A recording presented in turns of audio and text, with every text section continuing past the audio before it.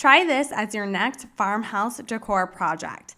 Make a decorative stack of books, but use wood blocks instead of actual books. So first, start by painting them with chalk paint. So we're doing 2 stacks of books, one black and one white. And then cut just simple words or phrases for the sides of the books into heat transfer vinyl. So like Caesar Easy Wade, that same HTV you use for your t-shirts. And the font that we're using for this project is from the Farmhouse SVG and font bundle at So Fontsy, a bundle that is out of retirement for 1 day only. So check out the link in the video description to grab it before it's gone again.